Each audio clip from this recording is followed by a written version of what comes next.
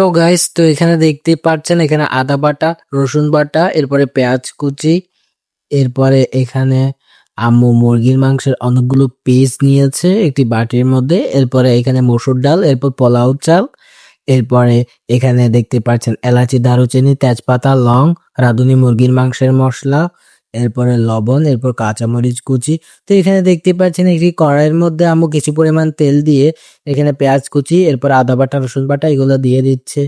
এরপরে এখানে আম্মু সমস্ত মশলা, যেমন এখানে রাঁধুনি মুরগির মশলা, এলাচি, দারুচিনি, লং, তেজপাতা, লবণ, কাঁচামরিচ কুচি এগুলো দিয়ে দিয়েছে। এরপর এখন ভালো করে এই মশলাগুলোকে কষিয়ে নেওয়ার পরে এখানে আম্মু মুরগির মাংসের পিসগুলোকে একের পর এক ক্রমান্বয়ে এখানে দিয়ে দিচ্ছে।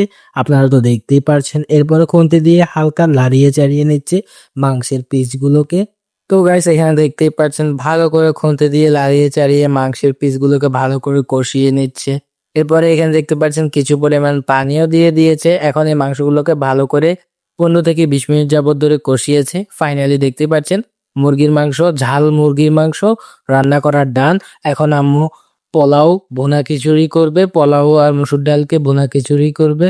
তো এখানে দেখতেই পাচ্ছেন, এখানে আম্মু তেজপাতা, এরপরে পেঁয়াজ কুচি, এরপরে কাঁচামরিচ কুচি, এছাড়া অন্যান্য উপাদান দিয়ে এখানে কিছু পরিমাণ তেল দিয়ে এগুলোকে দিয়ে দিয়েছে। এরপরে এখানে আম্মু হলুদ গুঁড়া, এরপরে জিরার গুঁড়া এগুলো দিয়ে ভালো করে এই মশলাগুলোকে কষিয়ে নিচ্ছে খুন্তি দিয়ে লাড়িয়ে চাড়িয়ে। এরপরে এখানে দেখতেই পাচ্ছেন এখানে মসুর ডাল, এরপরে পোলাও চাল এগুলোকে আম্মু কড়াইয়ের মধ্যে দিয়ে দিয়েছে। এরপরে সমস্ত মশলার সাথে এই মসুর ডাল ও পোলাও চালগুলোকে ভালো করে মাখিয়ে নিচ্ছে।